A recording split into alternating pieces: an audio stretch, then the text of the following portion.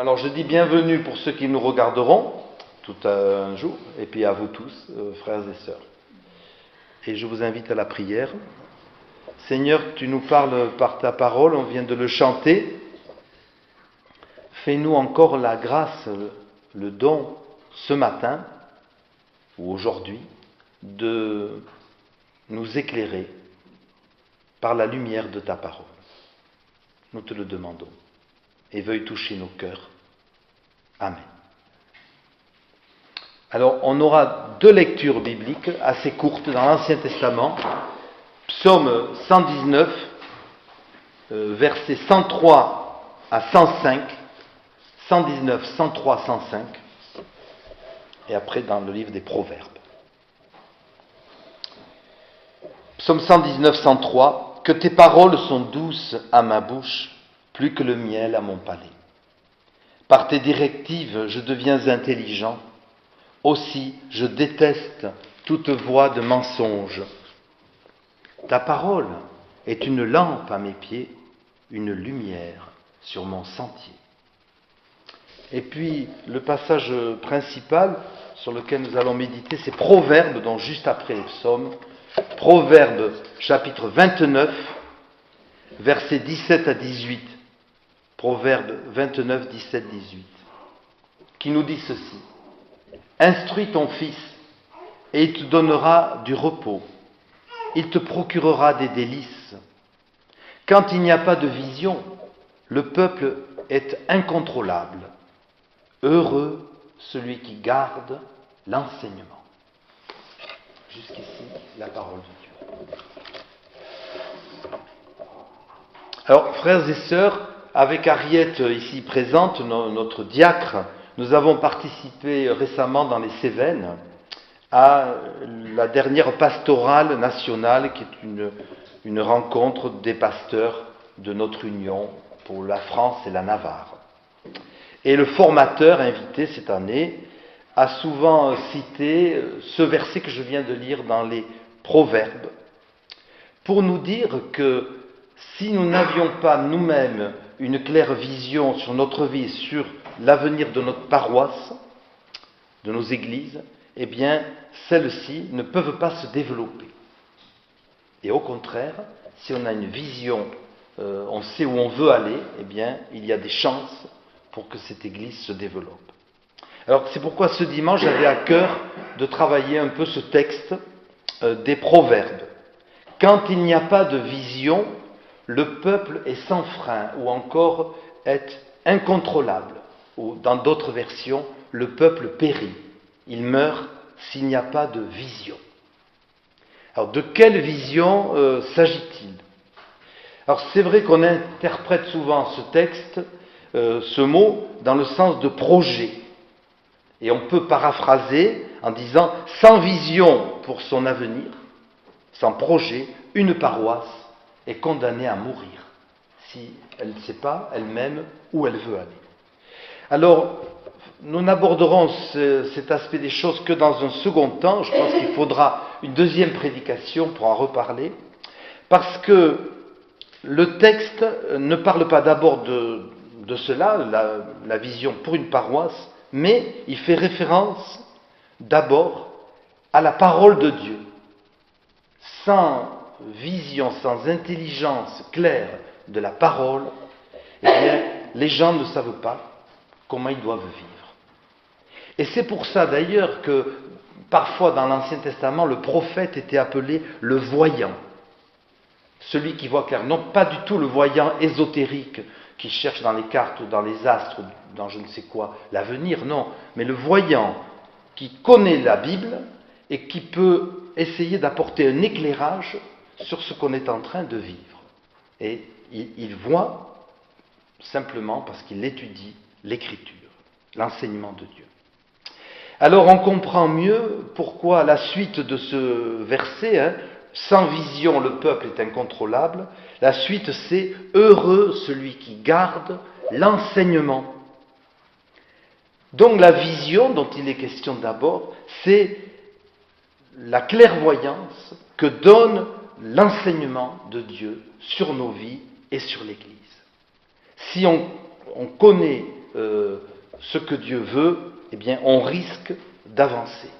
Et c'est pourquoi j'ai lu en parallèle ce verset très célèbre du psaume 119, « Ta parole est une lampe à mes pieds, une lumière sur mon sentier. » C'est la parole, la Bible, c'est pour ça que, voilà, on met une Bible, c'est pas l'objet, hein, mais c'est le symbole de l'écriture. On le met en valeur dans un temple pour dire que c'est la parole de Dieu, on le sait, hein, dont on a besoin. Oui, nous avons besoin de la sagesse, de la vérité de l'écriture pour nous diriger sur le chemin de la vie. Et c'est ce que disait déjà l'apôtre Pierre aux premiers chrétiens, à la première communauté chrétienne. Vous trouverez cela dans 2 Pierre 1, 19. Nous tenons pour d'autant plus certaine la parole prophétique à laquelle vous faites bien de prêter attention, comme à une lampe qui brille dans un lieu obscur, jusqu'à ce que le jour vienne à paraître et que l'étoile du matin se lève dans vos cœurs. Alors Pierre, il dit, en attendant le retour de Jésus, que nous attendons, on en parlait dimanche dernier, qui est lui l'étoile du matin, eh bien, en attendant ce retour de Jésus, pour nous éclairer ici-bas, nous avons besoin de la lampe de la parole, en attendant que brille le grand astre. Alors Pierre s'adresse ici à un collectif, nous attendons, donc il s'adresse à l'Église tout entière. Et puis ça peut, comme je viens de le dire, ça s'applique d'abord à nous individuellement.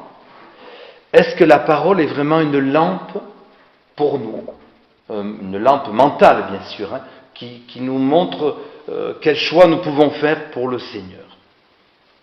Et dans le monde actuel, qui est quand même assez confus, assez compliqué, nous avons une foule de défis à relever, une foule de questionnements par rapport à l'actualité, par rapport à tous les débats de société.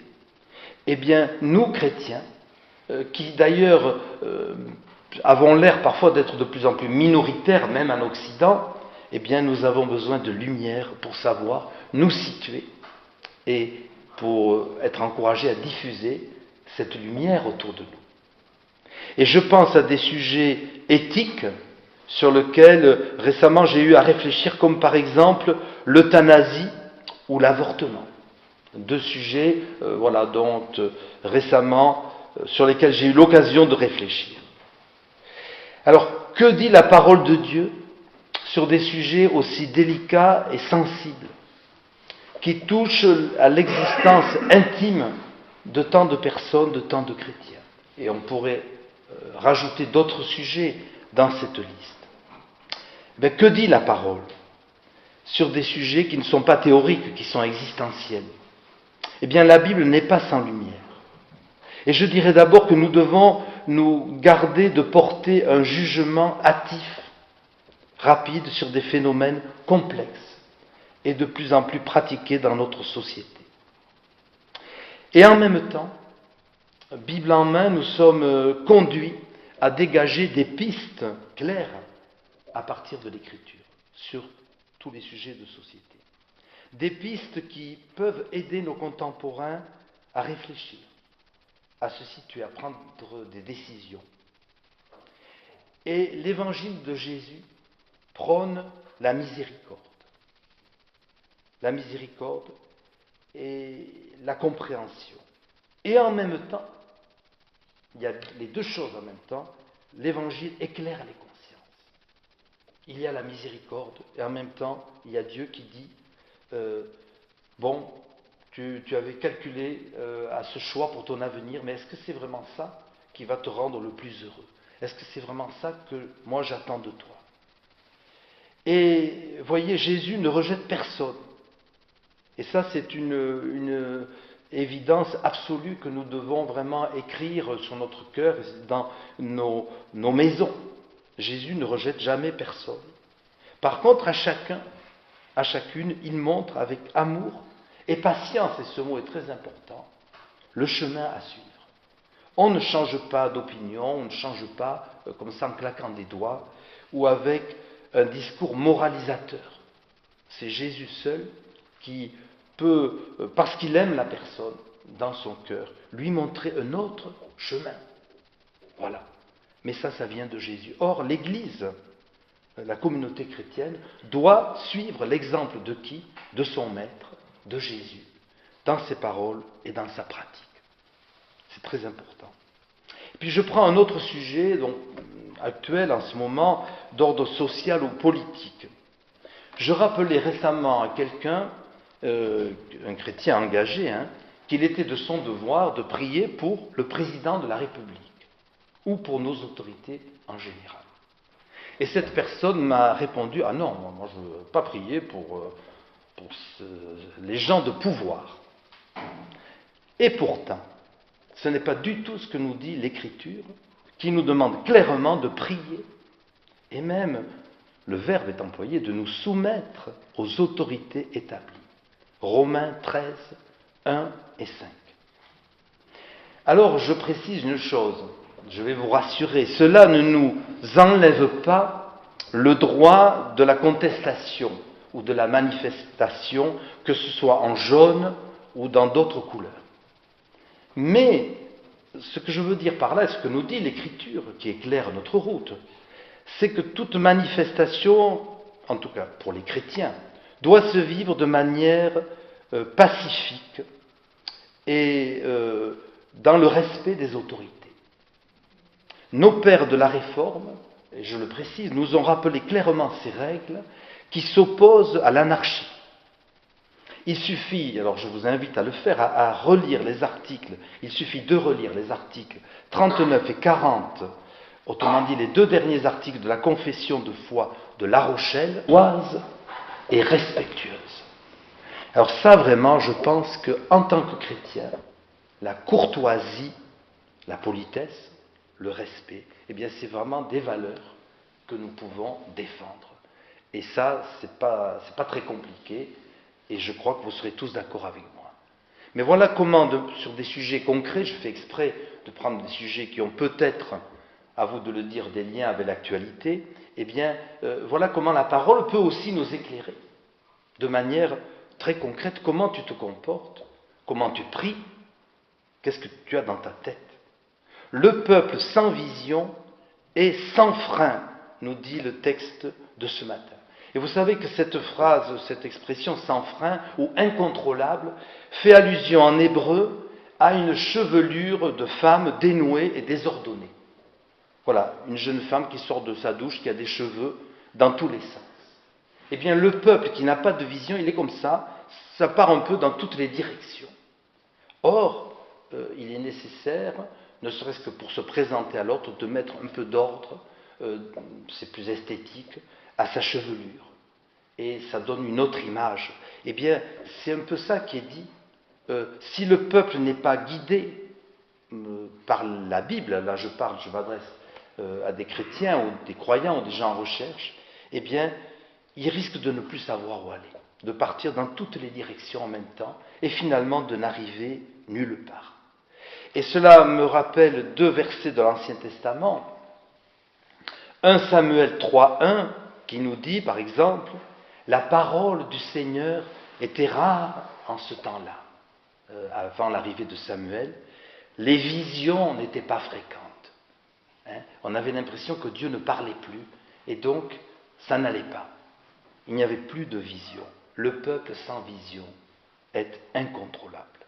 Et puis un autre texte, en Juge 17.6, à cette époque-là, il n'y avait pas de roi en Israël, chacun faisait ce qui lui semblait bon. Voilà. Et chacun faisant ce qui lui semble bon, sans penser toujours à l'autre, eh bien, ça n'allait pas non plus. Donc, il faut une vision pour nous aider à marcher ensemble. Eh bien, je crois, frères et sœurs, que nous avons besoin de relire notre Bible, tous, moi le premier, pour comprendre quelle est la vision de Dieu pour nous. Vous savez, la Bible, finalement, est très actuelle. Et aucun sujet d'aujourd'hui n'échappe finalement à l'Écriture. Et je pense que l'Écriture peut nous donner une vision, un éclairage, même sur les situations très contemporaines que nous vivons. Et donc, première chose, eh bien, si nous voulons retrouver une claire vision des choses, eh bien, remettons-nous à lire l'Écriture, sous la direction du Saint-Esprit. Demandons à l'Esprit de nous aider à comprendre ces vieux textes et qu'ils nous disent comment est-ce que ça peut s'appliquer aujourd'hui. Alors il n'y a pas de solution toute faite, comme ça, qui tombe du haut de la chair.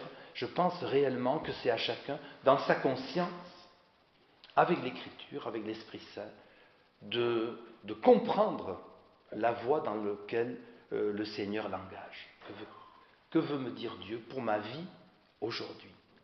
Et si je n'ai pas cette vision, eh bien, je meurs ou je pars dans toutes les directions. Le peuple sans vision est incontrôlable. Traduit encore, le peuple sans vision meurt. Et puis, pour conclure, je veux faire justice à ce que nous disait donc ce formateur dont je parlais en introduction dans cette pastorale. Il parlait non pas de la vision individuelle que je viens de développer, mais de la vision collective.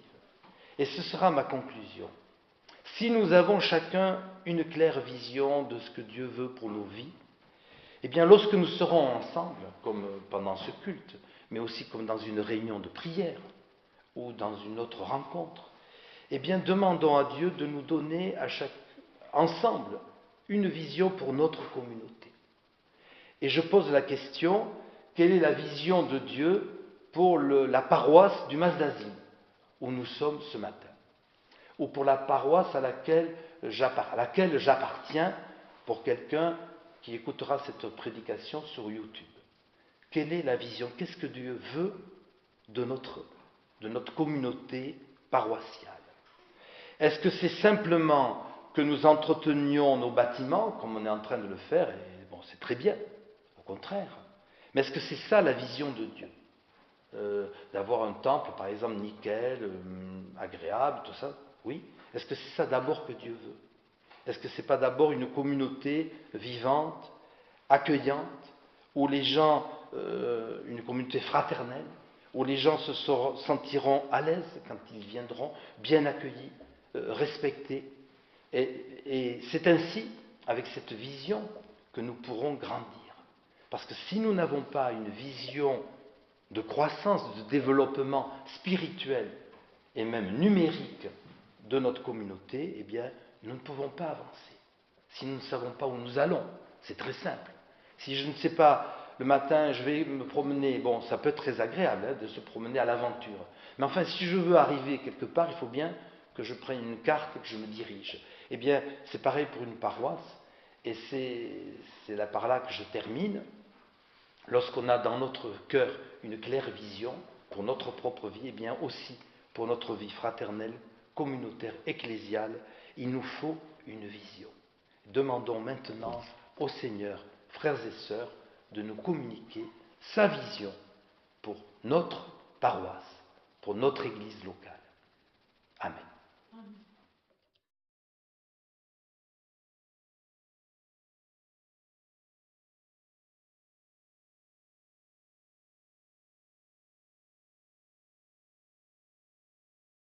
Et je salue Benjamin, Émilie et puis c'est Rachel qu'on va présenter parce qu'on est heureux de...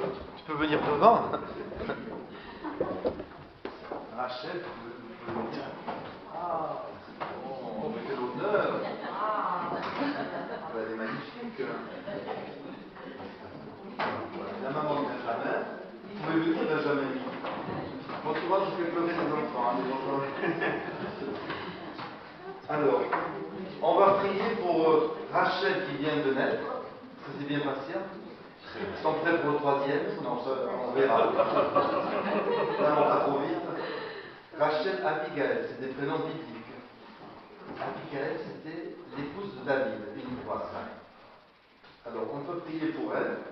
Voilà, Seigneur, on se réjouit que tu nous aies donné Rachel, que tu nous donnes à ses parents d'abord, à ses grands-parents, et nous te prions de la bénir comme les enfants de l'Alliance, et nous te la présentons, que tu la bénisses, que tu remplisses sa vie, et ses parents aussi de bonheur, de santé, et de prospérité en toi. Et merci pour cet enfant. Au nom de Jésus, nous te prions. Amen. Alors, bonjour à tous, désolé pour le retard tout à l'heure.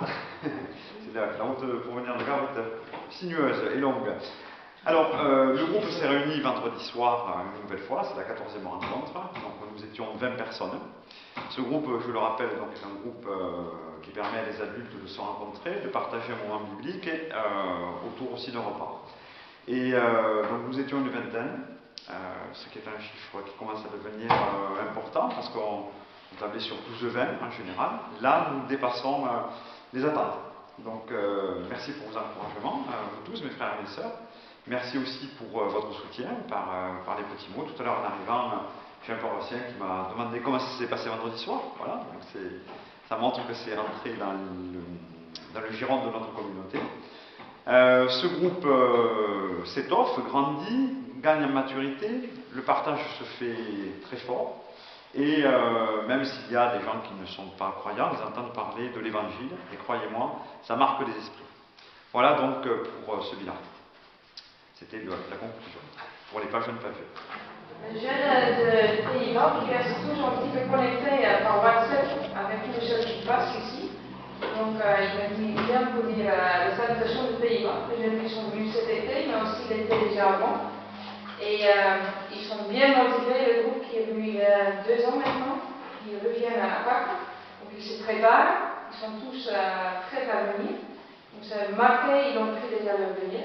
Et aussi, nous sommes en train de fixer les dates pour l'été prochain avec ma mission pour recruter une nouvelle équipe qui va venir cet été, pour vous encourager, pour vous aider avec le projet que vous avez à ce temps-là.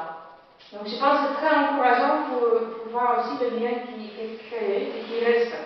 Les jeunes qui crient pour vous, donc ça c'est très bon. Au niveau national, avec Joël Lande, le pasteur qui travaille avec moi, au synode, on a présenté le programme national de catéchisme et on fait maintenant un petit peu de tour dans les églises pour l'expliquer et pour l'encourager aussi pour l'utiliser. Donc ça, c'est un petit peu notre boulot en ce temps-là. Joël est maintenant ce matin à la Grande Combe, donc comme ça, on va encourager les églises pour avancer et pour les aider aussi comment utiliser ce programme-là. Donc pour créer l'unité en fait pour la jeunesse dans notre union. Donc voilà, et je peux dire aussi par rapport à la pastorale qui était très encourageant pour nous, parce que c'était une pastorale autour de la croissance de l'Église. Et ce monsieur a vraiment dit, c'est le temps favorable en France pour partager l'Évangile, parce que les gens sont vraiment ouverts et prêts pour s'engager aussi. Et je pense à nous, pour partager la bonne nouvelle avec les gens autour de nous.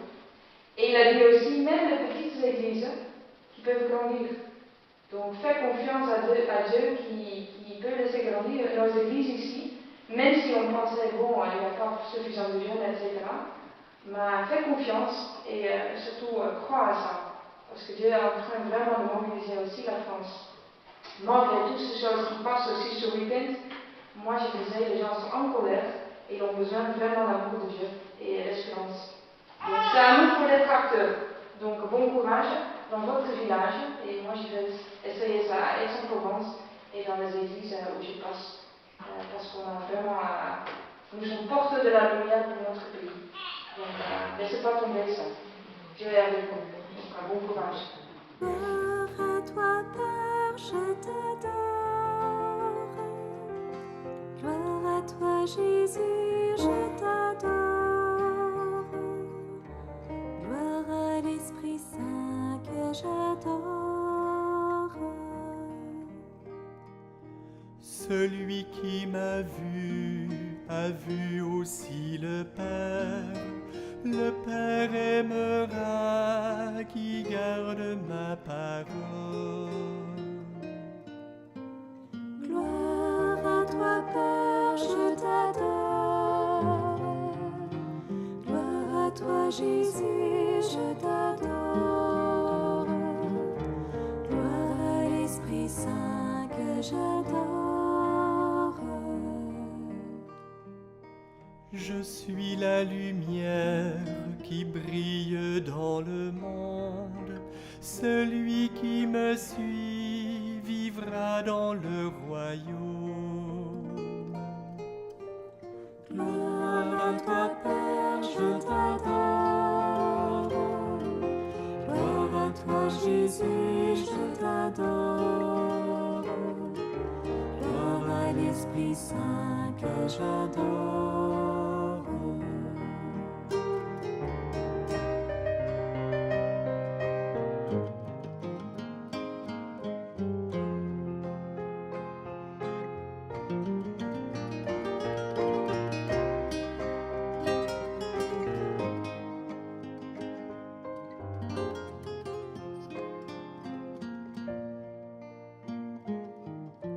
Gloire à toi, Père, je t'adore.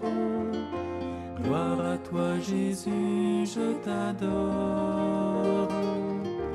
Gloire à l'Esprit Saint que j'adore. Vous aurez l'Esprit venu d'auprès du Père. Par la vérité, vous rendrez témoignage. Gloire à toi, Père, je t'adore. Gloire à toi, Jésus, je t'adore. Gloire à l'Esprit Saint que j'adore.